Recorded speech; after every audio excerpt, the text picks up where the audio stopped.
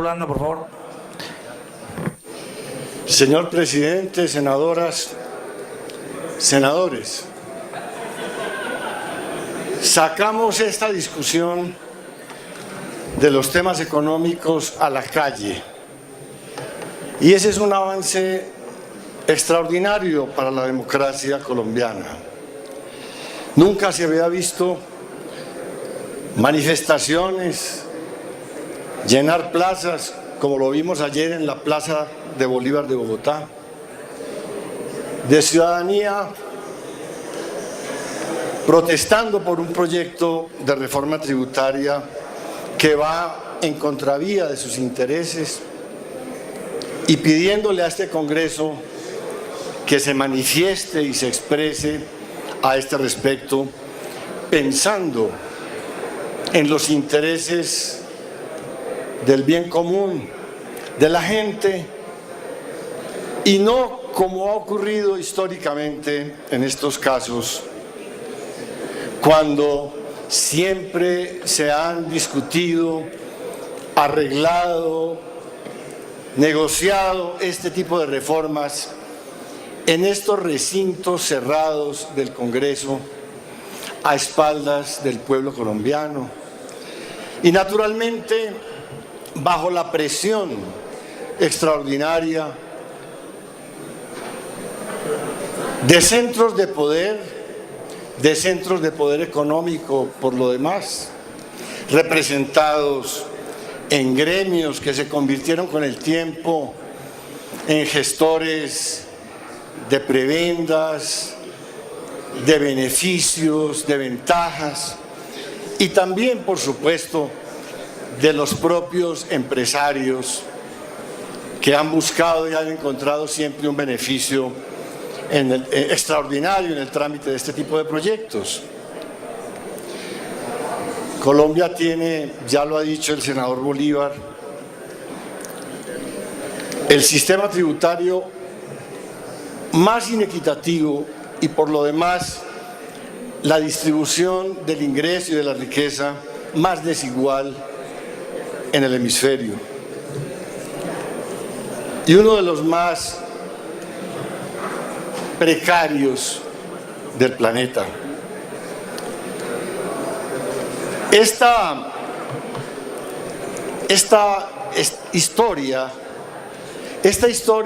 antidemocrática, esta historia de negociaciones a puerta cerrada entre intereses privilegiados en busca de beneficios, ha logrado un solo trofeo para mostrarle al mundo, y es que tenemos, según dicen las noticias, con cierta recurrencia y cierta vanidad, uno o no sé cuántos o dos o tres potentados colombianos en el escalafón de las personas más poderosas del mundo.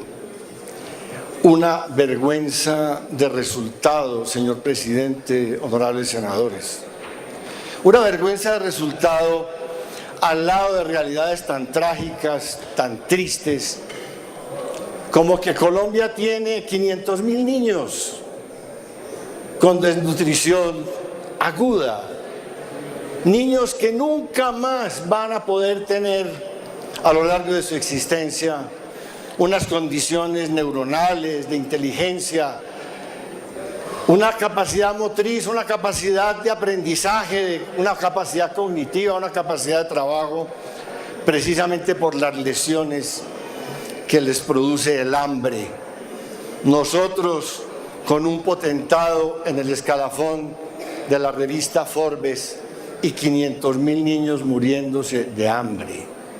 Ese es el resultado de este trámite trágico que tiene la política y que tienen las leyes económicas en este país, gobernadas por la idea ya tan revaluada, ya tan fracasada en el mundo, en crisis, de lo que se ha demostrado en crisis terribles en los últimos tiempos. La última, la del 2008, una crisis catastrófica en la economía mundial, en la idea de que los estados son una especie de estorbos a los que no hay que entregarles recursos, ni funciones, ni competencias, ni responsabilidades en la vida de la sociedad.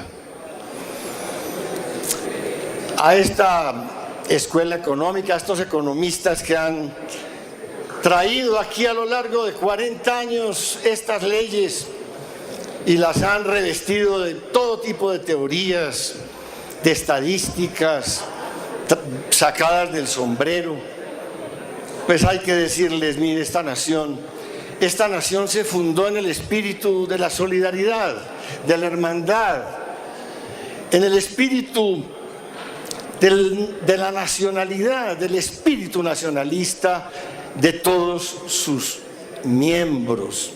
Una nación que se entendió desde el origen de la democracia, desde el origen de la república, como una nación hecha en la libertad por el esfuerzo de todos, para la felicidad de todos. Y todo eso se fue transformando y se fue reconfigurando para terminar en una nación totalmente distinta a esa que se inspiró desde el comienzo de esta república. Terminamos en una nación egoísta, en una nación de empresarios lobistas, de empresarios que no quieren pelear por el crecimiento de esta nación, por el crecimiento de sus mercados, por el aumento de su productividad, por una élite productiva que vive del rentismo, que vive fundamentalmente del Estado. No tengo nada, por supuesto, contra la empresa privada. Tengo toda una historia de amistad, de vínculos con la empresa privada, con grandes empresarios, con gentes extraordinarias, trabajadoras. No tengo nada que ver con un espíritu antiempresarial o anticapitalista, para nada, absolutamente para nada. Lo que pasa es que se nos deformó el espíritu democrático y el espíritu de un Estado fundado en la libertad de mercados y en la iniciativa privada. Se nos deformó para convertirse en un mecanismo infame de concentración de la riqueza que se nutre acá, en estos escenarios donde se toman las decisiones económicas, en el gobierno, en el Congreso. Se nutre de un mecanismo perverso, de una dinámica perversa de financiación de la política. La política perdió todo el espíritu doctrinario, la capacidad de pensar el país, de proponerle al país un proyecto de nación para sacar y rescatar a las gentes de sus estados de precariedad económica y social y establecer un estado social justo, un estado social en donde la dignidad humana sea la que reine como el gran portaestandarte de todos los colombianos. A estas gentes que se olvidaron de cuál es el espíritu que nos convoca como nación, hay que recordarles que este país ha sido hecho por siglos por el esfuerzo de la gente, de los colombianos, de las colombianas de todas las edades. Gentes que abrieron montes, que secaron pantanos, que fundaron pueblos, que hicieron caminos, que crearon esta nación en donde este capitalismo morboso y este capitalismo arrasador hoy hace su fiesta. Este país nos pertenece a todos y este país lo hemos hecho entre todos, y las riquezas que se hacen en este país se hacen gracias al esfuerzo de todos los colombianos y, por supuesto, gracias al esfuerzo de un Estado que hemos convocado y que hemos construido con los aportes, los impuestos de todos los colombianos. El sistema tributario, esta ley que nos convoca a este debate, hace parte del sistema tributario que es el instrumento por medio del cual el Estado financia sus tareas. Las tareas de hacer caminos, de hacer hospitales, de hacer escuelas, colegios, universidades, puentes, puertos, ferrocarriles, metros, servicios públicos, en fin, todo lo que permite la acción individual y todo lo que permite el desarrollo empresarial.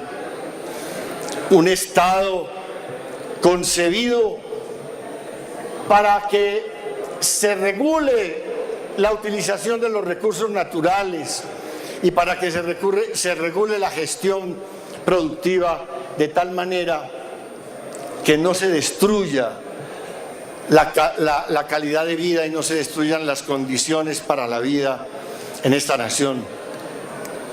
Y lo disecaron, le quitaron los recursos, lo minimizaron y lo volvieron un hazmerreír entre los pequeños y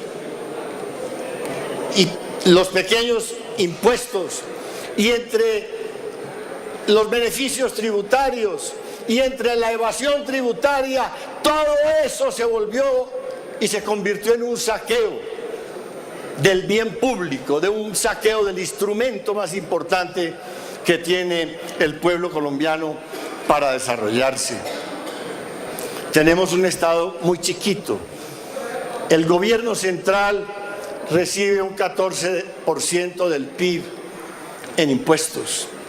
En países latinoamericanos el promedio es de cerca del 18% y en los países de la OCDE los gobiernos centrales reciben el 20%.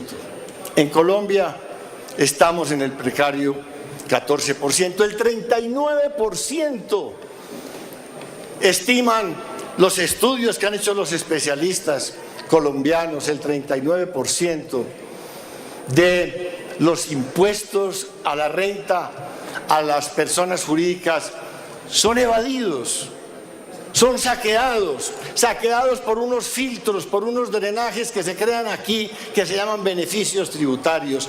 229 beneficios tributarios que son meandros, que son rendijas por donde se filtran los recursos del Estado y son burlados a través de la evasión y de la ilusión.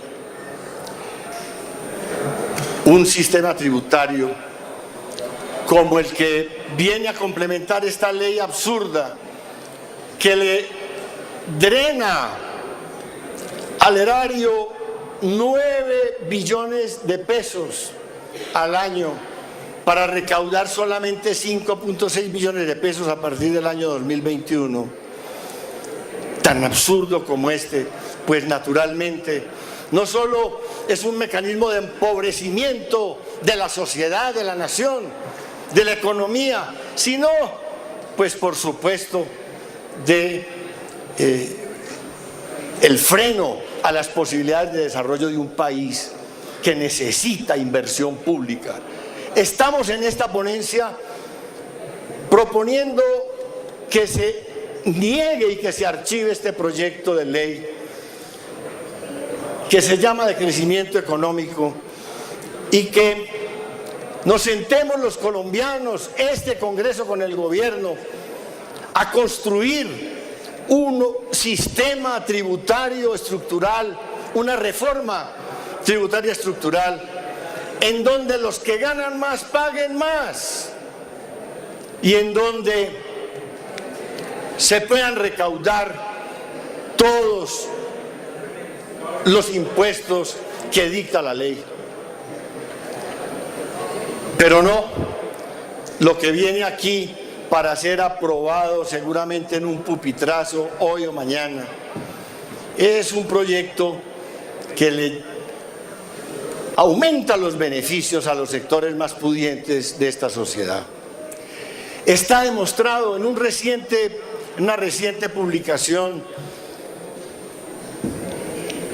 hecha por los últimos premios Nobel de Economía, Ellos demuestran cómo estudios de la Universidad de Chicago nos dicen que los beneficios tributarios que se dieron en los Estados Unidos al 10% más rico de la economía no generaron mayores ingresos, no generaron mayor crecimiento.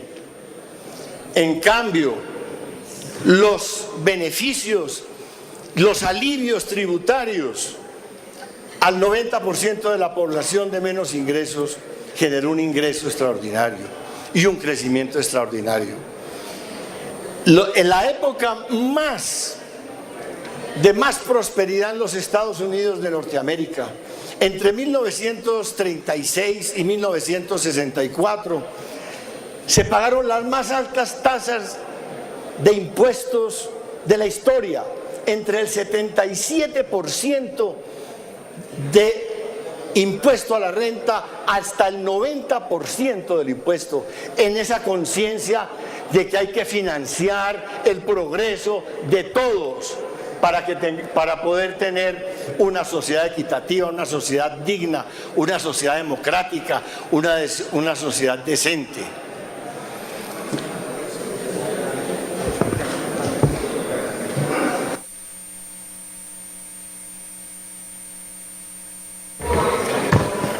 Senador Marulanda, le doy 3 minutos. 3 minuticos, siga. Miren, el progreso no lo podemos seguir mirando a través de las cifras del Fondo Monetario Internacional, ni a través de las cifras que nos entregan estos prestidigitadores de la economía colombiana.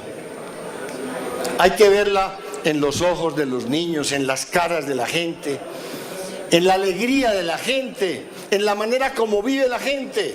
Estos ministros, estos presidentes tienen que conocer mejor este país que no lo conocen, conocer el Pacífico colombiano, los llanos orientales, la Amazonia, el Catatumbo, el Caribe colombiano, los barrios pobres de las grandes ciudades, para que perciban exactamente el país en el que viven y las necesidades que tienen y las necesidades de legislar y de gobernar para el bienestar de todos los colombianos.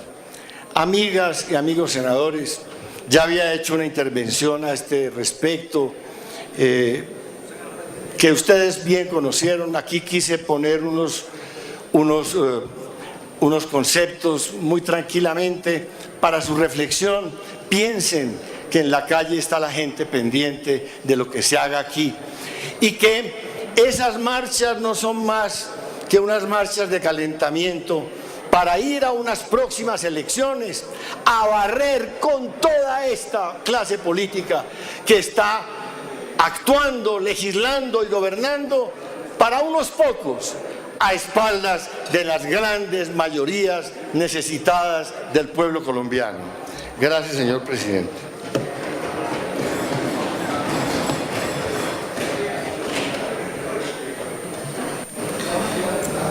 Pasamos a la ponencia positiva.